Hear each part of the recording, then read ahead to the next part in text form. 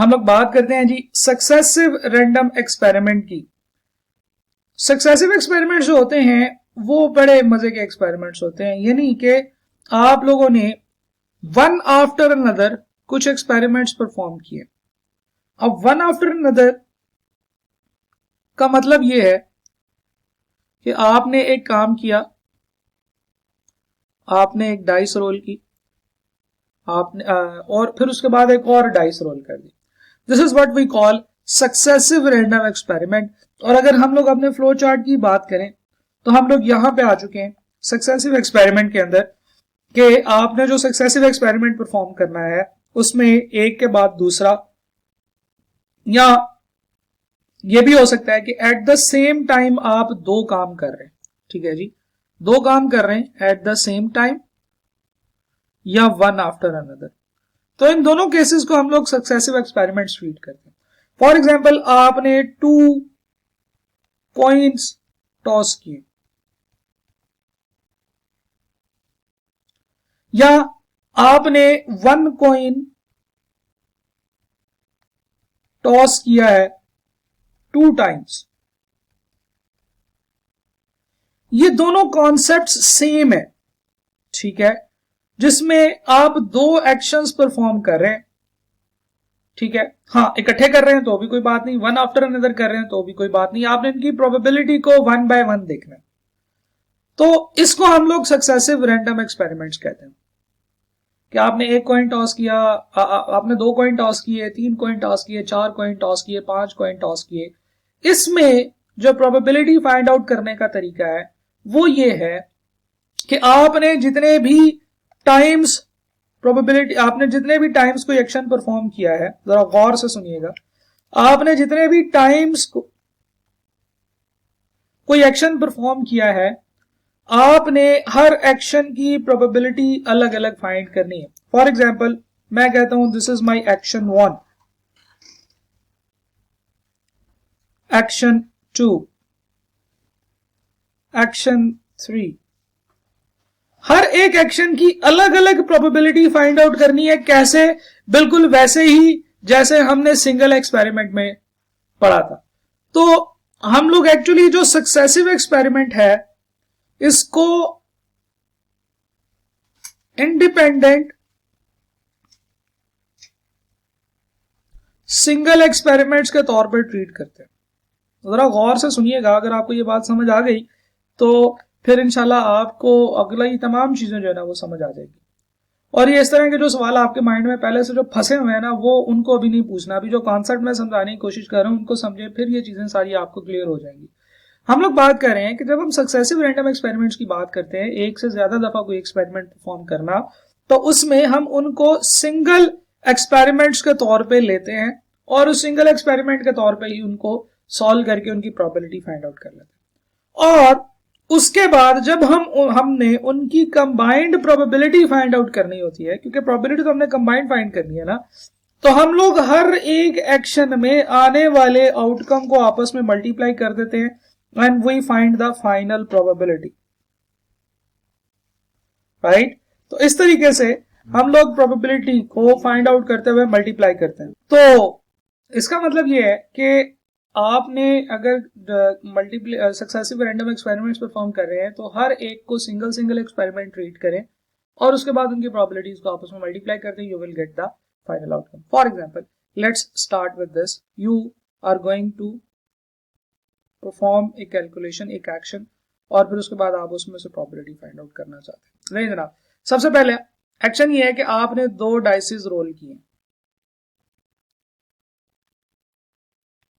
ठीक है जी, आपने 2 डाइसेस रोल किए। आपने प्रोबेबिलिटी फाइंड आउट करनी है इस चीज की कि पहली दफा 4 आ जाए और दूसरी दफा भी 4 आ जाए। 4 and 4, 4 and 4 appears। तो जनाब सिंपल है, आपने 2 एक्शंस परफॉर्म किए, एक्शन 1 और एक्शन 2 लिख लेते हैं, 3 को जरा रिमूव कर देते हैं। पहले एक्शन को जब आपने परफॉर्म किया है तो आपको क्या आउटकम चाहिए कि 4 आ जाए। तो अगर आपने एक डाइस को रोल किया है और 4 की आपको प्रोबेबिलिटी चाहिए तो इसको एक सिंगल एक्सपेरिमेंट के तौर पर लेके चलें। जब आप एक डाइस को रोल करते हैं तो आपके आउटकम्स कितने आते हैं? 6।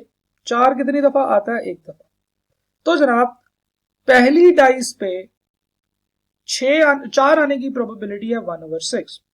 अब हम चलते हैं दूसरी डाइस पे। सेकंड डाइस पे 4 आने की प्रोबेबिलिटी 1/6। ठीक है, डाइस को जितनी दफा आप मर्जी कर लें, आप रोल कर लें, उसमें प्रोबेबिलिटी तो सेम रहेगी। अब आपने प्रोबेबिलिटी फाइंड करनी है 4 एंड 4, 4 एंड देन 4। ये वाली बात ये है ना कि 4 और फिर उसके बाद दूसरे में भी 4 आ जाए तो इनकी प्रोबेबिलिटीज को आपस में मल्टीप्लाई करना है, you will get the answer 1/36, right.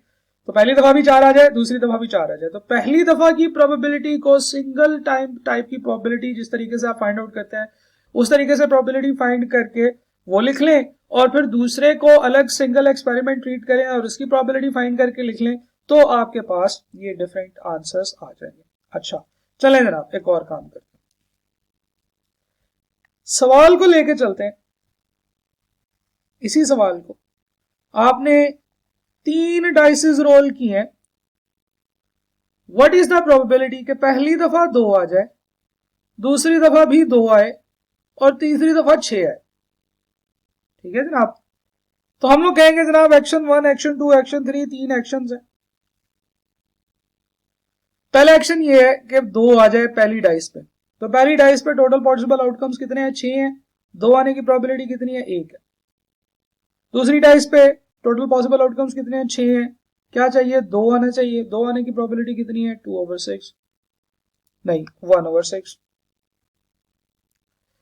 Probability तीसरी डाइस के ऊपर 6 की कैलकुलेट करनी है, तो 6 की टोटल तीसरे आउटकम में, तीसरे को अगर हम सिंगल आउटकम ट्रीट करें तो 6 होते हैं, और आपके पास 6 आने की प्रोबेबिलिटी 1/6 है।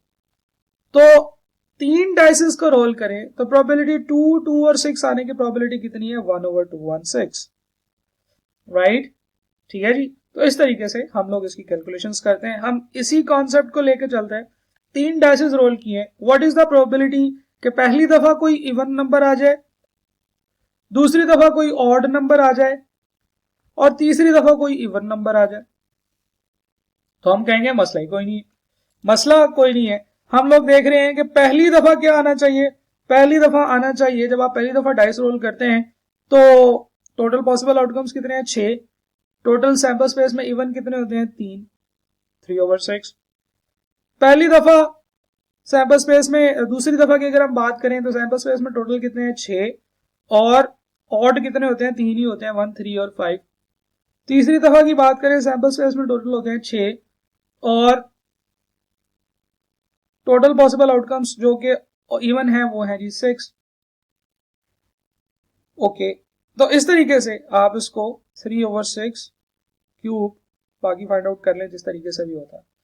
ठीक है जी, हम लोग कंटिन्यू करते हैं जी। सेशन में हम लोग बात कर रहे हैं कि सक्सेसिव रैंडम एक्सपेरिमेंट्स जब भी हम लोग परफॉर्म करते हैं तो इसमें कोई नई रॉकेट साइंस नहीं लगानी पड़ती है।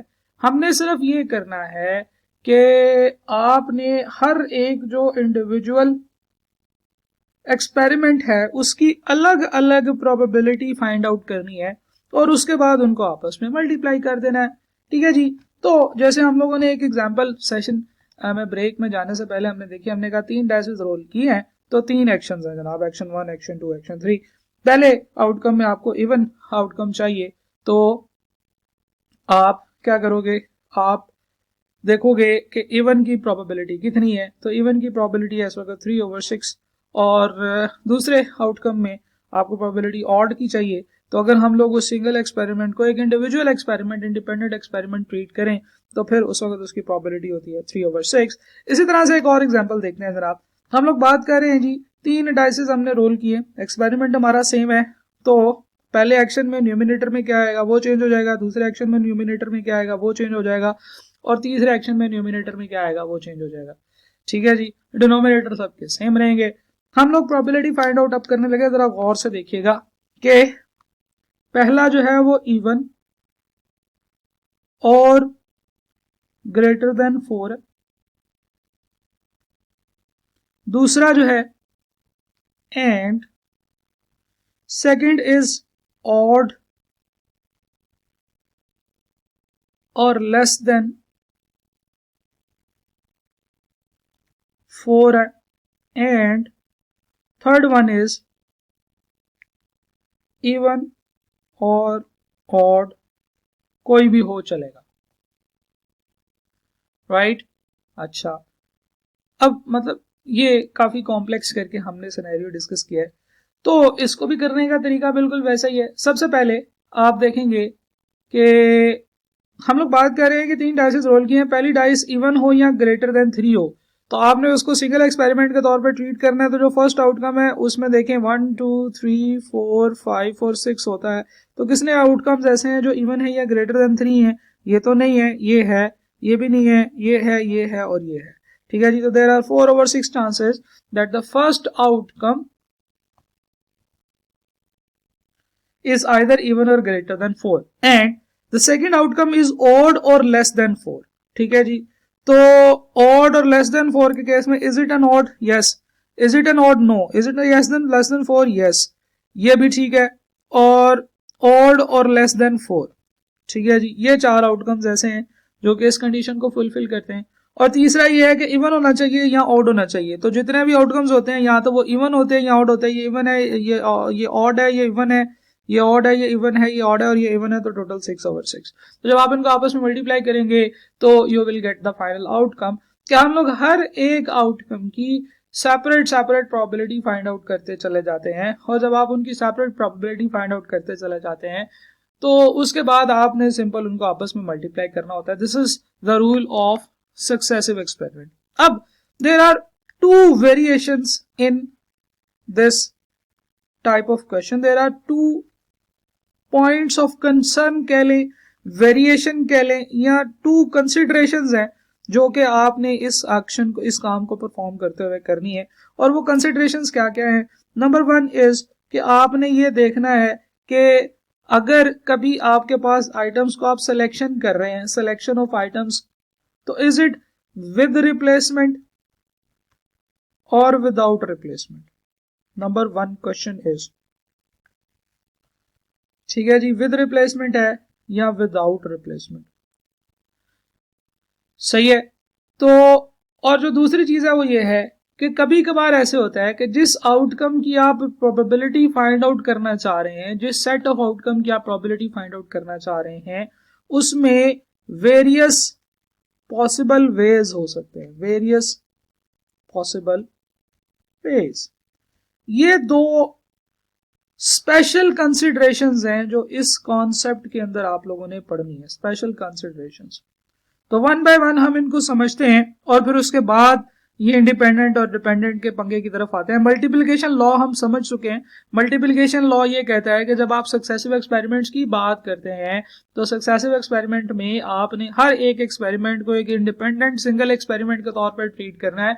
तो उसके बाद उनके इंडिविजुअल प्रोबेबिलिटीज को, इंडिविजुअल आंसर्स को आपस में एक दूसरे के साथ मल्टीप्लाई कर देना है, तो you will get the final answer.